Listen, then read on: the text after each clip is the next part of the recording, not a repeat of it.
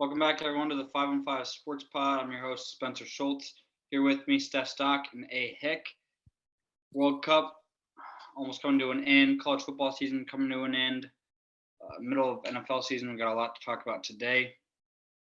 Start off with the World Cup. U.S. exited last weekend against the Netherlands on Saturday, losing 3-1. Stephen, just some general quick thoughts on that one.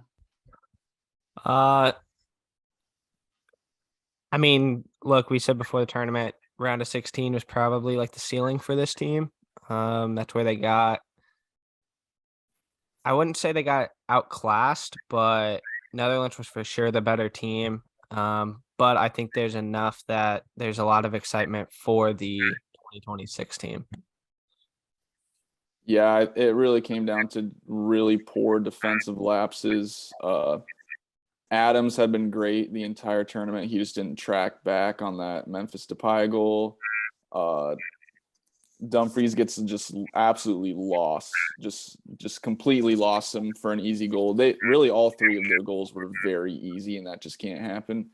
And those are things that, a young team, probably somewhat tired, even though they are young, just not doing the basics. You'd hope in 2026, especially, they'll have the home crowd to kind of help get them through those moments. But at the end of the day, with how young we are, losing to the Netherlands in the round of 16, I think is a totally reasonable ending. And there should be plenty of hype for 4 years from now. Yeah, I think next 4 years, you just they've already started the process and facing some better competition between now and then by likely being added to the Copa America, which would allow them to play, Uruguay, Argentina, Brazil, and Canada and Mexico would follow them too. So that would provide some much more season experience for them heading into next World Cup. I think the other objectives by then, just find some center backs and find that center forward, striker, whatever. Obviously find a new coach too, but yeah, definitely trending upwards. I'm still holding on to my pick for the finals, Brazil, France. Any changes for you guys? Last show I switched from Argentina to Brazil. So I'm keeping it Brazil, France, and I'm still gonna rock with France. I stuck with Argentina last show. I think Brazil's been the best team in the tournament. I know Spencer disagrees with me, but to me, Brazil's been the best team. I think they win it all over France. Hold up. I didn't disagree, but you said they were like overwhelming favorites, which I don't agree with. I didn't say they were overwhelming favorites. I just said that to me, they've been the clear best team. Before last game, I agree to disagree, but Neymar's absence obviously played a role in that. France still has the best player in the tournament, in my opinion. But yeah, I just feel like those two are headed for a collision course. I think I said that exact same line last episode. But yeah, Brazil's defense, I think, is what separates them for sure. All right, let's transition into college football. Just had conference championships. TCU loses. They stay in the playoff, which I think we all agree with. Thankfully, Bama doesn't enter. And USC loses and Ohio State enters. I guess we'll probably preview the games a bit more down the road. So I guess what was your just overall thoughts from conference championship weekend, Aaron? USC with that kind of performance, just getting absolutely blown out of the water like that, there's no way they could remain in the top four. And really, this Final Four pick was not scandalous at all. Like they got it right. They got it 100% right. I'm happy they kept TCU at 3, and I thought there was a chance they'd put Ohio State at 3 and drop TCU to 4, but I think they made the right choice leaving TCU at 3. It's hard to beat a team twice in one season, let alone a top 10 team, and losing a heartbreaker in overtime, I don't think is worth dropping them a spot. But yeah, really they got it right, which is the main takeaway from this. I think it's going to be a lot more interesting when we expand to 12 teams, just because when so many teams make it, there's going to be arguments for like the top 20, and there's going to be a lot of teams that people feel are left out. But for now, they got it right, and I think it's actually shaping up to be a pretty exciting playoff, at least on paper. Yeah, I'm really looking forward to the 12th team. The thing that sucked this year, and I shouldn't say it sucks, but the conference championship games, like, they didn't truly matter this year. You know what I'm saying? Where, like, when we get to the 12th team, every single game matters because you win that, you're in. And I think that's just makes another weekend that much more entertaining. So I'm definitely looking forward to the 12 team. Now, with that said, going to this playoff, you're absolutely right. They got it exactly right. There's no arguments in my mind to any of these or anybody else other than these four. I think they got the order right too. TCU shouldn't get punished for losing in overtime in a 13th game and move down from 3 to 4. I think Michigan. I think Michigan does. I mean, without getting too much into it, I do think Michigan being the 2 seed kind of got the easier game, which I think is kind of unfair to Georgia. But at the same point, I get not putting Ohio State at the at 3, so you didn't get the rematch. Yeah, I think Ohio State's better than TCU, but I think the only merit you can make for that is just based off eye test. I mean, they didn't make the conference championship, and TCU's resume is better. And like you said, the committee obviously didn't want to do the rematch, especially because you can have the rematch in the national championship if Ohio State upsets Georgia, which would draw crazy ratings. Yeah. I guess general thoughts headed towards that 12-team playoff. I'm excited for it overall, but I think one downside is the bowl games. The bowl games outside of the playoffs are just going to be horrible. Like, I look forward to the New Year's Six bowls every year, along with the 4-team playoff. But I feel like the bowl games are just going to become so irrelevant other than your personal teams. Also, the top dogs are going to pretty much be in every year. I mean, Alabama had a down year this year, and they almost snuck into the 4-team. They would surely be in the 12th team. Yeah, I don't know. We'll see. I think people say there won't be as much, or there won't be argument with the 12th team, which there's going to be debates on who gets in, no matter how many teams you have in your playoff. Yeah, it'll be interesting though. Yeah, the people who say that there's not going to be arguments are just flat out wrong. Like, if we had got if we had had a 12 team this year, like, your argument then still would have been like Georgia, Michigan, Utah, and Clemson would have been your top 4 seeds because of the conference championships. And then the other ones, K-State would have got in, and Tulane was your highest 6th champion. So then you'd be looking at TCU, Ohio State, Bama, Tennessee taking up 1 or taking up 5, the other 5. Or yeah, TCU, Ohio State, Bama, Tennessee taking up 4. And then your argument would then be USC, Penn State, Washington. Like, one of those is getting left out. Like, there's still going to be argument. Real quick, this is not entirely on topic with the 12 team, but it is on topic with 4 team. What do you guys think of Saban getting his own, getting to give a speech during halftime of the Big Ten championship? That was pathetic. You think that should affect his legacy? See, I mean, it doesn't change my. I mean, all those top guys I see as pretty slimy. You know, Dabo, I have same feelings for. Urban Meyer, same thing. I mean, yeah, a lot of those top coaches, I don't know. To me, I'm perfectly fine with him going on there. Like, that's what you should do, right? Like, I don't have a problem with him doing it. I have a problem with the network doing it, and no other coach gets to do that.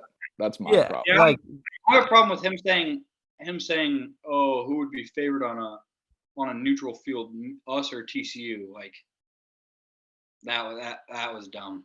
Also, he said that TCU had a bad loss to a bad team.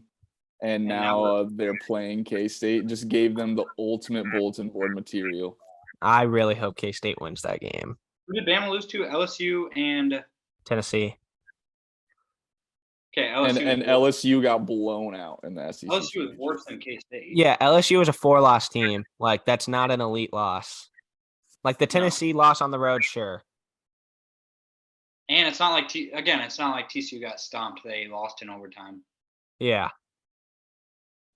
Moving into the Heisman argument, they just released the 4 names.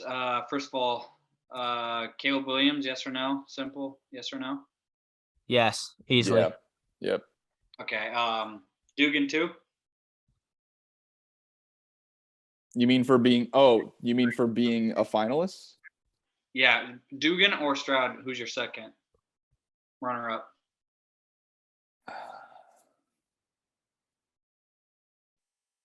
I think Dugan. I can be convinced of Stroud, but I think Dugan. Yeah. Just because he's not throwing to Marvin Harrison Jr. and you know what I mean? Like, yeah. Yeah. Before we get into the next one or next little topic regarding the Heisman, I think this is probably the weakest Heisman field of all time. I think the winner, no offense to Caleb Williams, but I think the winner is one of the weakest ever. And then just the depth of the four guys overall, I feel like is really weak.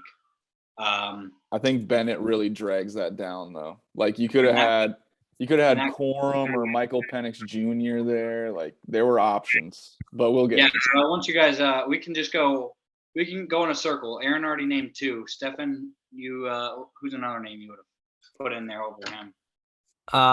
Obviously, I'm putting Hendon Hooker. Drake May.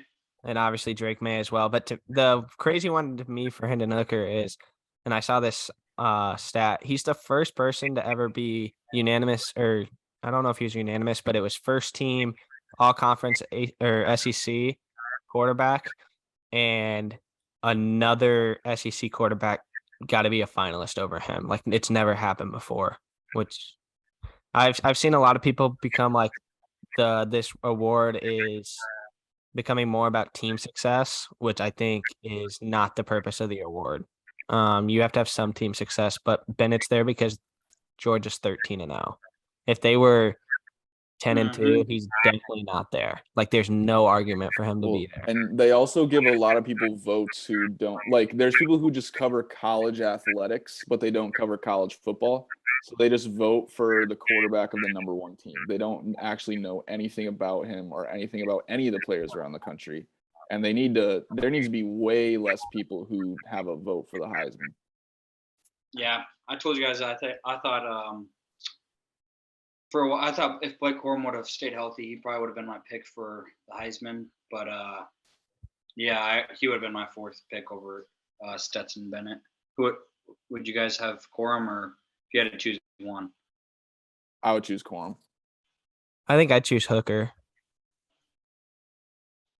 Yeah, Hooker's. Hooker. I mean, I know he has better stats.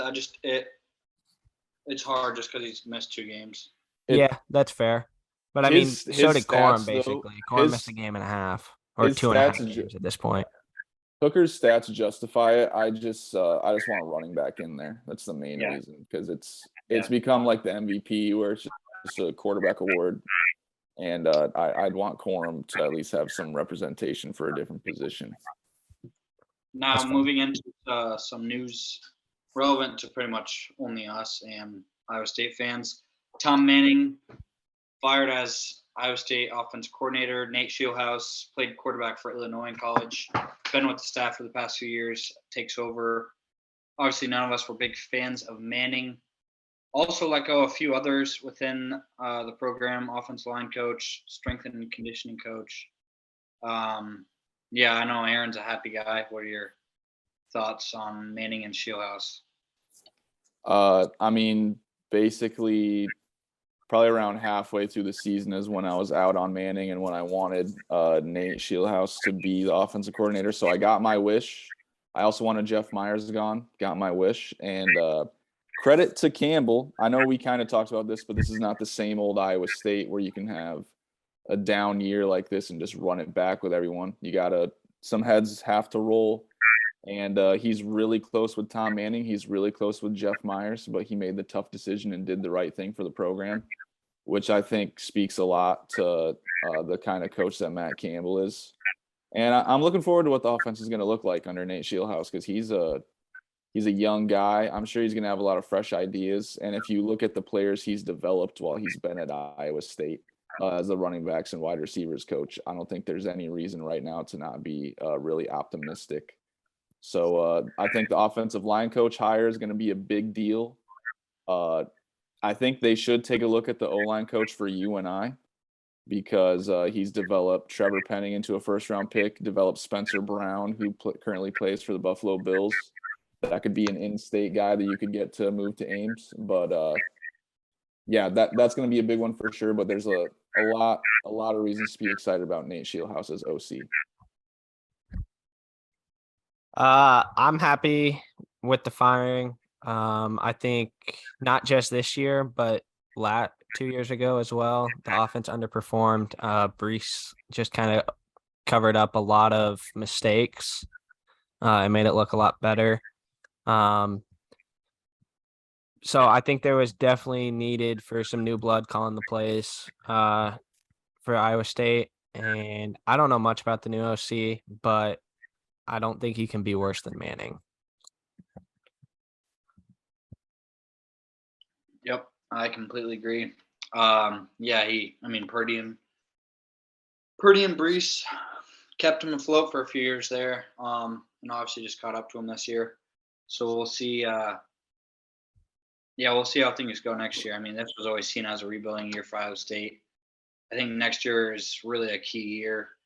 You have another below 500 season in it. Not going to be pretty. Few topics we can discuss before the NFL.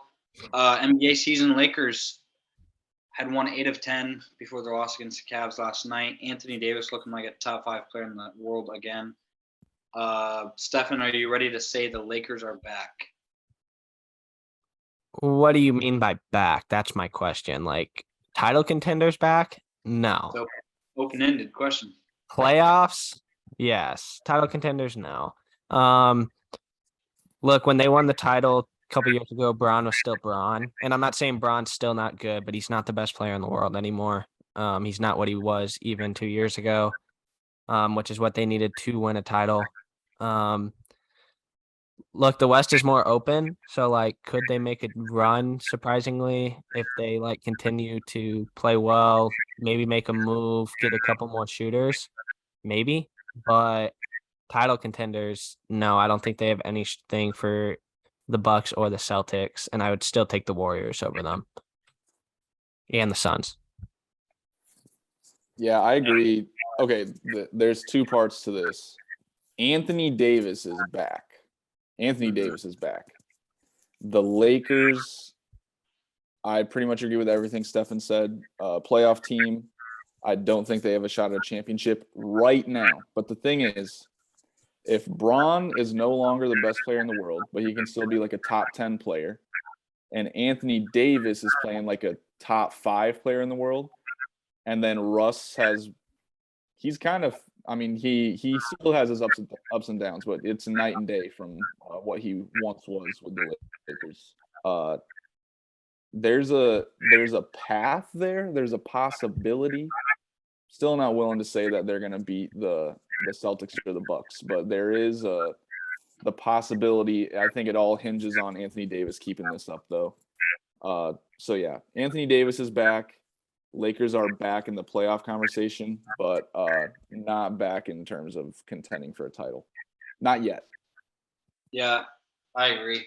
The duo is still good enough to win a title for sure. AD and Braun just basically swapped roles. I think, first of all, it's frustrating because Rob Pelinka, if he would have built this team better, they would be title contenders. If he signed some competent shooters around LeBron. I really don't understand how hard it was for him. I mean, you've seen all of LeBron's championship teams, and the GMs just simply built shooters around him. and he just refused to do that with his team. So I don't know. I don't know what he was thinking, but I think I would still. Russ has definitely gotten better. Don't get me wrong, but he's still the most valuable trade chip the Lakers have besides the top two guys. So I would still try and trade him for some shooters like Bogdanovich or Hield. Yeah, because those guys are still better fits than Russ. But Russ has definitely been much better lately. Yeah, that's about all my thoughts on that topic. Let's move into the NFL. Or are we going to take a break? Let's take a break. All right, take a break. Be right back with our NFL picks and weekly topics. All right, let's get into the NFL. Entering week 14 now. We'll discuss some of the biggest games. We got a lot of topics to talk about this week. Let's start with let's go a little out of order. I'm going to surprise you guys. Let's start with BCB.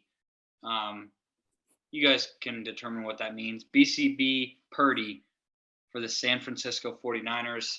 I'm sure you guys can think of what it is. Plenty of his teammates have talked about how big of balls he has.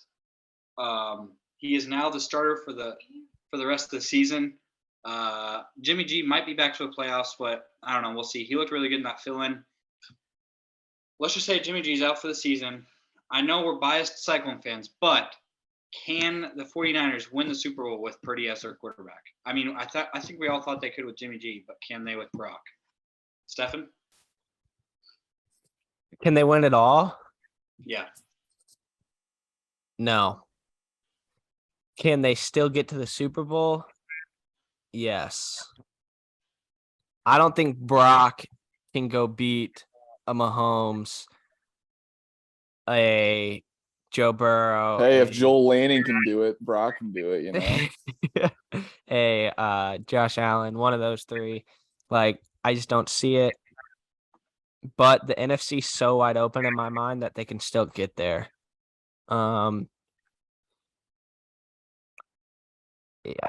Is he going to be that much of a downgrade from Jimmy G? I don't think so, but it is a big enough downgrade to where I don't think they can win the Super Bowl.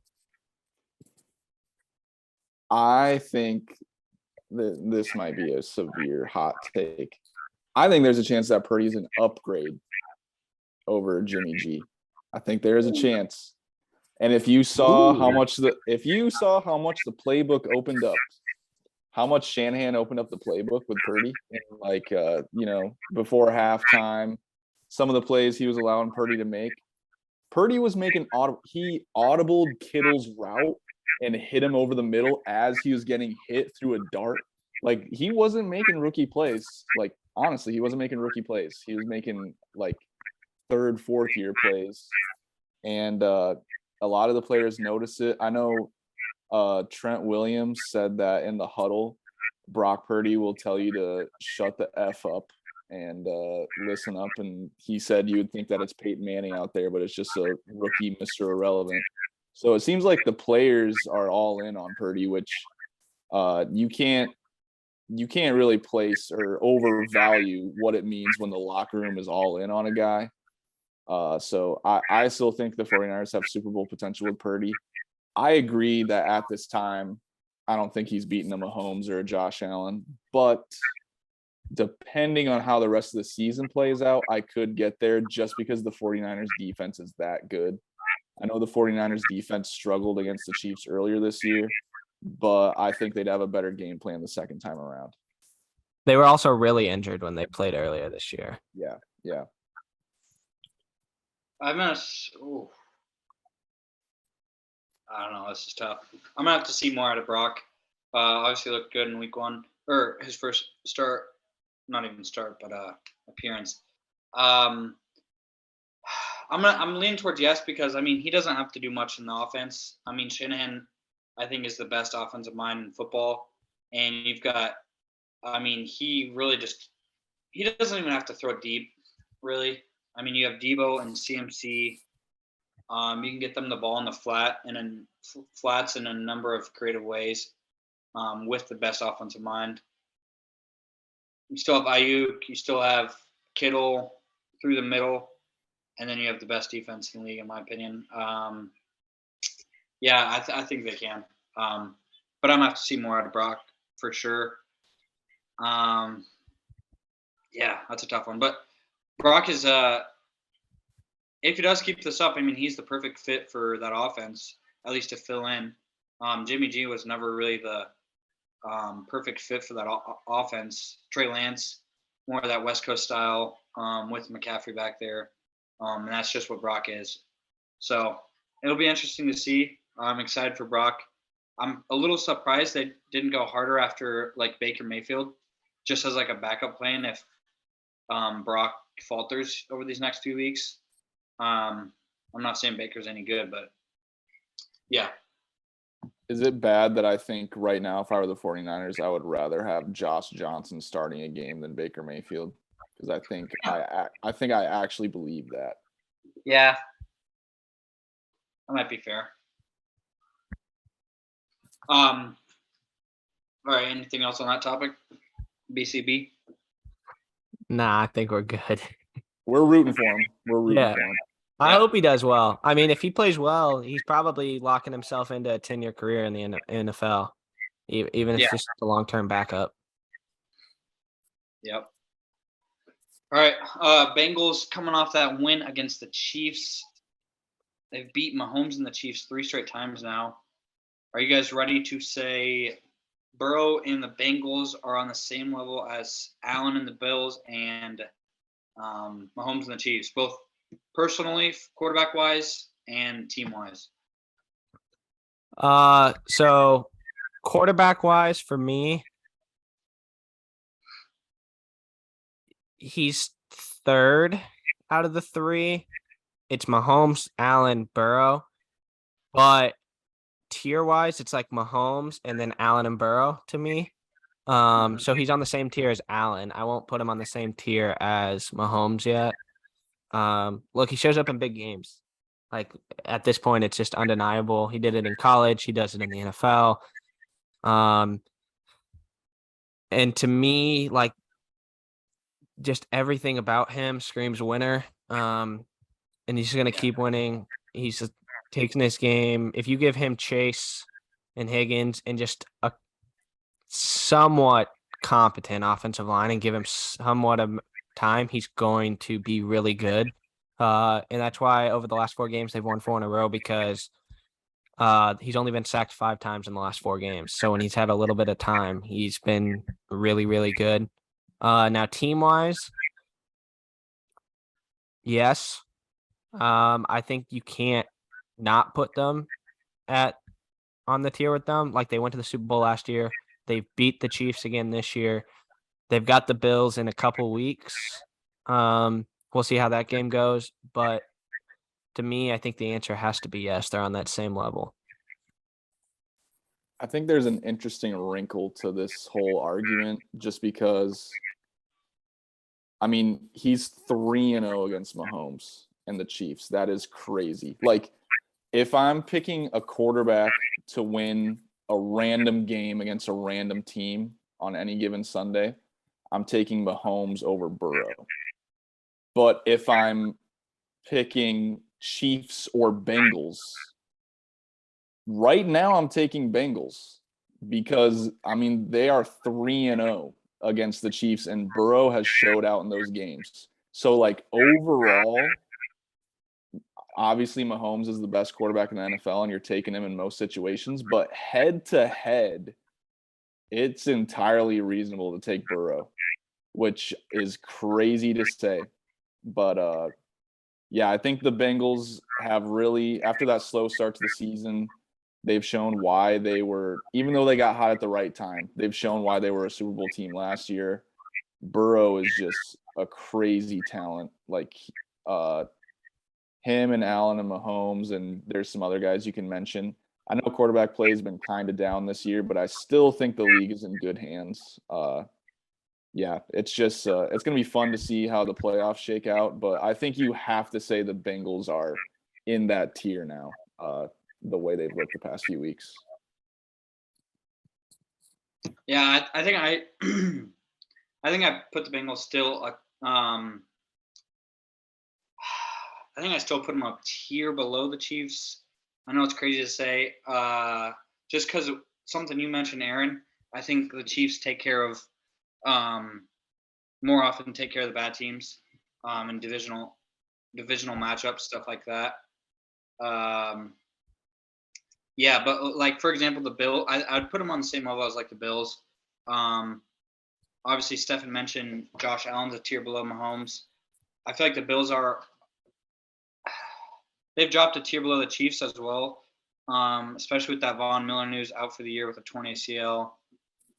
Josh Allen's, I mean, I feel like he has more downs than Mahomes for sure. Yeah, I don't know. I think I just see it as the Bengals having their number and matching up well against them. But I think the Chiefs are still the better team, if that makes sense. So you guys have Burrow. You guys go Mahomes, Allen, Burrow. Top 3 in the NFL right now, yeah. Mahomes 1, Allen 2, Burrow 3. Who would be your 4 and 5? Hurts 4. Even though he didn't play well against the Niners, Tua is probably still 5 right now. See, I'm taking Herbert over Tua still. Yeah, I'd probably say Herbert 5 too. I don't disagree with that. I just think like right now, I think I'd take Tua 5, Herbert 6, but I don't disagree with Herbert. I have a controversial take on the Dolphins. I know 2 weeks ago or even last week, I was all in on the Dolphins. I'm not. I'm so out on the Dolphins. Because of one game where McDaniel played his former team and they just had. Listen, this is why. Okay. So I'll give them credit. They beat the Ravens and the Bills early in the season, right? Now they should have lost both those games. The Ravens choked a 35-14 lead, and the Bills somehow lost a game that they ran 90 plays, right? But they beat them, so I'll give them credit with that. Since then, they lost 3 in a row without Tua. But since he's come back, the teams that they beat in their 5-game win streak to get to 8-3, the Steelers, not a good team. They're better now, but earlier in the season, before the bye, they were not good, right? The Lions, I mean, I still don't think they're very good. I know they're better than I thought originally, but they're still not very good, and they struggled to beat them. And they're not like blowing these teams out. They're beating them 16-10, 31-27. They beat the Bears, who are one of the worst teams in the league, 35-32. They did blow out the Browns 39-17. The Browns aren't very good. And then they beat the Texans 30-15. There's not a single good win in that stretch. Well, blame NFL for their scheduling then. Oh, I'm not saying, look, like, they're still going to make the playoffs, but, like, I think they could easily finish 10-7. Well, here's the thing. I mean, for me, they haven't changed at all. I mean, I've said all along I view them as a sneaky Super Bowl contender, but they're still not. I mean, they're still. If they make the AFC Championship game, I'll be shocked. See, okay, I don't think Yep. the Lions play a lot of teams close, and the Bears, when Justin Fields was really getting rolling, beating the Bears by 3, I don't see that as like a terrible win either.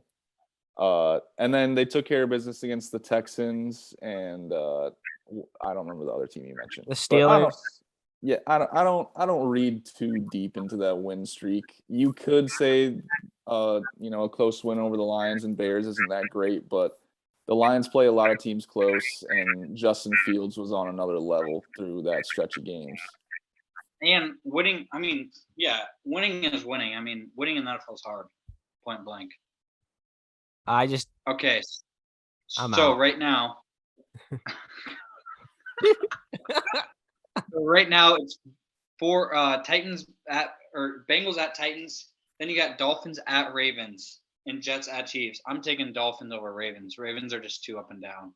If Lamar's healthy, I'm taking the Ravens, but I don't think they're going to end up getting the 3. I think the Bengals. I'm not taking a team that has Deshaun Jackson and Mark Andrews over Tyreek Hill and Jalen Waddle. I'm not. But to me, I think the Bengals end up as the 3 anyway, and I don't think they beat the Bengals. I agree with that. I don't think they would beat the Bengals in the playoffs. They could, but I would pick the Bengals. Wait, so I'm having a brain fart. Does it reset? Like the seeds No, reset? Like so I'm saying right now, because the Bengals are the 6, right? Or the 5, but they're 8-4, as are the no, Ravens. I know. I'm saying.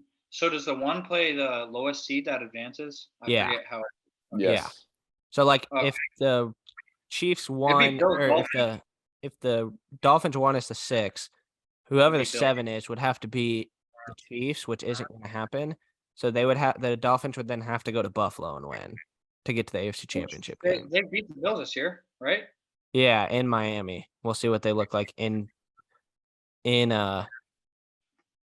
I mean, I'm not saying it's likely, but I think it's a stretch to say you'd be shocked when they have Tyreek Hill and Jalen Waddle.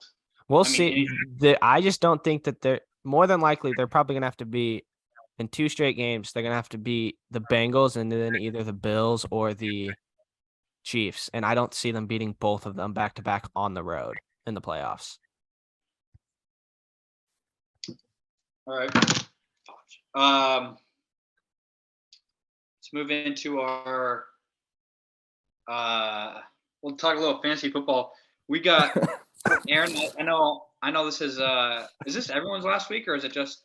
I mean, it's pretty much everyone's last week. I- I mean, yeah. some teams do the 16, 17, 18 as the playoffs, but it's pretty much everybody's last week. This is the last week of the regular season of my 8-team league. Championship bound or no? I am. What am I? I have 1 loss. However many wins, I don't remember. I mean, as of 3 or 4 weeks ago, I had first place wrapped up. I could have lost the rest of my games and still been the 1 seed. So I'm just waiting until the playoffs start because I'm pretty much on cruise control right now. But you guys are not. So Well, that's how I am in one of my leagues. I'm the same Here's way. the thing. I got a 99% shot at the playoffs. I'm not tweaking this week, except we do rivalry week the last week, like college football does. So me versus Stock.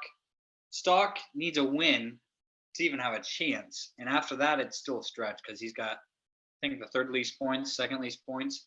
Yeah, I need some help. I need to win. I need certain people to lose, and I need to outscore a couple people by like 10 to 12 points, which is reasonable if everything Which goes. did just make a big trade. I did. But if you miss the playoffs, that helps. I mean, Zach's team, I feel like, is less potent. You think? Yeah, I for sure helped you out with Yeah, that trade. If I miss, if you beat me this week, I think you're now the clear favorite. I swear, if I have to play you next week too, I swear. Yeah, because he's more than likely the 3 seed, Aaron. If I beat him and I get in, and I'm gonna get in as the 6, and our top 6 make it in ours, and so 1 and 2 get a bye, and 3 plays 6, so we could play back-to-back weeks. Here's my hope. If I win, no wait, if Kyle loses to Zach, I want to win because then I have the 2 seed and then I get a first round bye. But if Kyle beats Zach, I want to lose so that I avoid having to play Kyle first round and I don't get the 3 seed. Well, if Kyle wins, he gets the bye. But if you lose, then yeah, that's what. Oh, you'd rather play Zach in the second round, is what you're saying. Yeah. Gotcha. All right. Well, let's talk about my trade I just made. It's a 2 quarterback league for for people who are listening and don't know. And I just traded for Jalen Hurts and Gabe Davis for Tom Brady, Kenneth Walker, and Deontay Foreman. Aaron, what are your thoughts on that first? Now, my running backs still are Christian McCaffrey and Saquon. So Walker was my flex, and Foreman doesn't start. So stock is low. Stock is low on not Stephen Stockwell. Stock is low on Kenneth Walker right now. Deontay Foreman, he doesn't move the needle too much to not go forward with that trade. Jalen Hurts could be a huge difference maker this time of the fantasy season, which is why I like the trade. Gabe Davis, pretty up and down, extremely up and down. He'll either have 30 points or 5. Mhm. But Jalen Hurts himself, I think, makes that trade worth it. And the fact that Kenneth Walker, I'd be a little more sketched out about it if Kenneth Walker weren't kind of down right now and hurt. But I think it was the right time to pull the trigger on a Kenneth Walker trade, and getting Jalen Hurts in return makes it even better. Spence, what That's are your crazy. thoughts? I was interested in Kenneth Walker and yep. What's your thoughts on the trade? As unbiased as you can be. I mean, I think he won it, but I'm not sure it gets you into the playoffs. So, like, I'm not happy about it, but I'm not like, I'll be happy about it if you miss the playoffs. Yeah, That's fair. I mean, I want to kick your arse this weekend. So I do have a proposal. I know we play this week, and I kind of told you pre-show I'm going to offer this. Offer you a trade live on the show. Hollywood Brown Okay. for Christian Watson.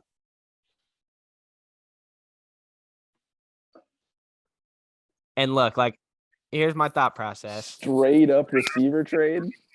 Yeah, here's my thought process on my end. Look, like, I think Watson might be better going forward for the rest of the season, but he's on a bye. I'm in a must-win this week, and I would rather have Hollywood Brown than Gabe Davis in my flex. Oh, I'm out to think because I don't know if I want to let you have any better chance of making the playoffs. It's TBD. TBD. Okay. I was actually gonna give you a trade, but Come on, let's hear it.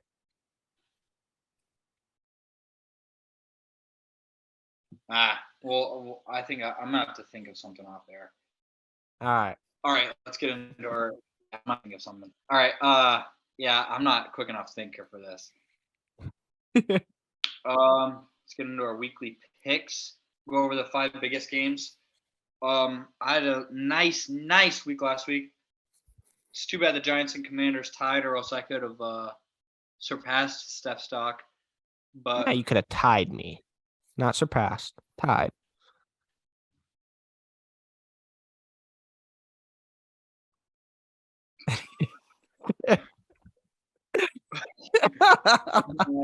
yeah, tied. So it looks like it's Aaron, I'm sorry. It looks like it's a 2-man race at the moment. It is, unless I go I have to go stupid crazy. But yeah, well, put the Texans over the Cowboys. Broncos over the Chiefs, Texans over the Cowboys. Yeah, I'm not doing that. So we're gonna start with what's our first game? Vikings Lions. Yeah, let's start with Vikings at Lions. The game I was talking about that was a really underrated one last week between the 2 young teams, Lions Jaguars. I didn't know what to pick in that one. Ended up taking the Jags, I believe. We can take a look real quick. Yeah, you and I took the Jags, which was horrible. Spence. Yep, you both took the Jags, and I took the Lions. Golly, and the and the Lions just blew them out. Speaking of my fantasy team, DeAndre Swift is looking better. So that for that reason, I almost lean towards the Lions, but I find it really hard that the Vikings are underdogs in this game. 5-7 versus.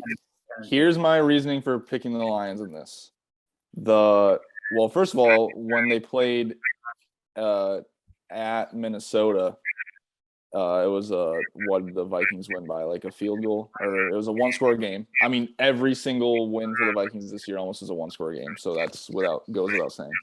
But the Lions are favored, and the last time I picked the Vikings when they were underdogs was the Cowboys game, and I picked them because they were at home, and that didn't turn out so well. And the Lions being favored just makes me feel like Vegas knows something I don't know.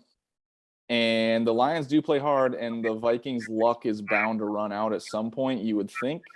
So I am tentatively taking the Lions. I don't love it, but it's the opposite of what I did with the Cowboys. So I'm doing it. I was back and forth on this game, honestly. which is crazy to say between a 5-7 and 10-2 team. But I went with the Vikings. It just kind of seems to be their year. They win close, 9 straight wins in 1-possession games, which is just kind of crazy. But at this point, like 9 straight, I can't really say it's a fluke. So I kind of like them to win close. They know how to do it. Vikings? Yep. Yeah. I think Lions are like that fun, like average to below average team to watch every week. Yeah, I mean they got growing talent. Amon-Ra is really good. Kind of under the radar. Jamison Williams returned last week. Only had 1 target, but if he can become that player he was in college, I mean, they have a really nice future with him and Amon-Ra at wide receiver.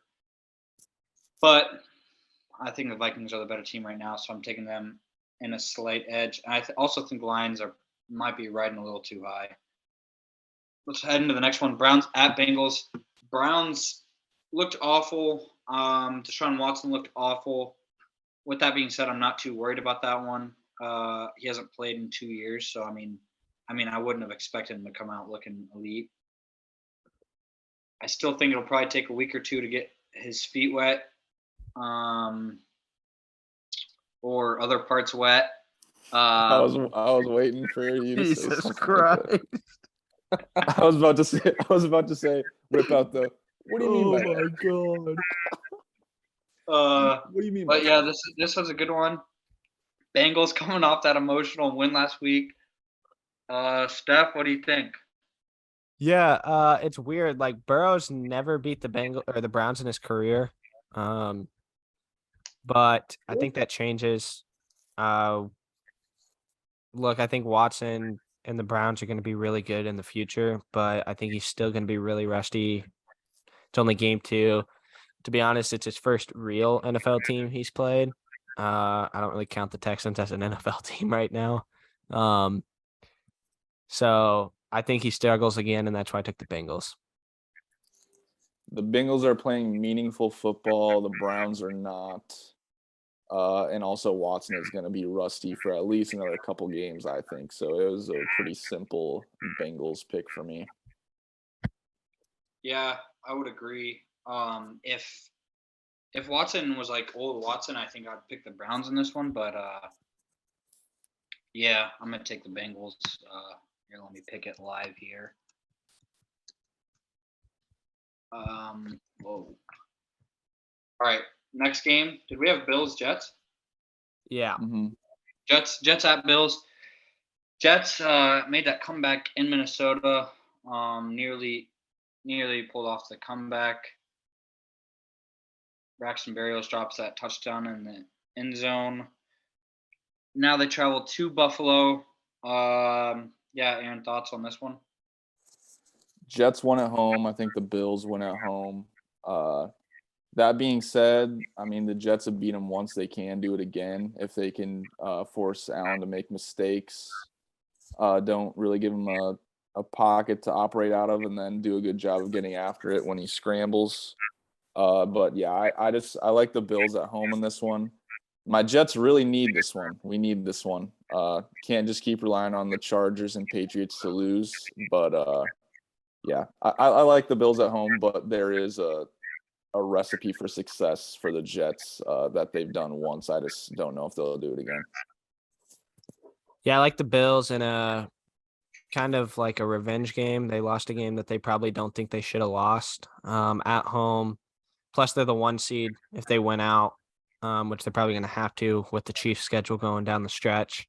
So I think they know what they got to do, and I don't really see them losing at home.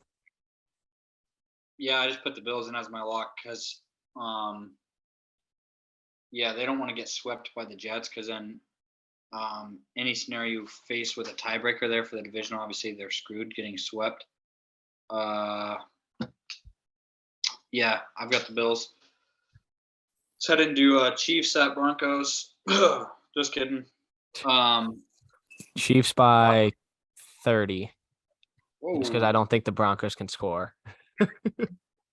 All right, Bucs at 49ers. Stephen trades away Tom Brady after he keeps his playoff hopes alive. That's the ultimate sign of disrespect. I've got 49ers. BCB versus Tom Brady this week. GOAT versus Brady. Should be an interesting matchup. If the Bucks, I know Stefan still thinks the Bucks can win it all. I don't think they can win it all. I think they can get to the Super Bowl. Okay, well, if the Bucks beat the 49ers here in a legit contender, are you back on the Bucks can win it all train? No, because I don't think they can beat any of the AFC teams. But can they get to the Super Bowl? Yes. See, I don't know. Last week just Monday night just convinced me further that I'm just saying because like that defense and Tom Brady in the playoffs, like I'm sorry, I'm gonna do the other quarterbacks right now are Hurts, who hasn't proven anything.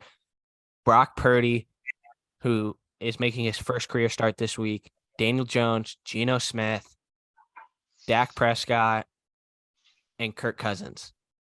Like I've never seen a quarterback advantage more than Tom Brady in the playoffs over any of those guys. So I think they have a shot. Yeah, well, maybe history-wise, Tom Brady is not – most of those guys are better right now. But go on, Aaron.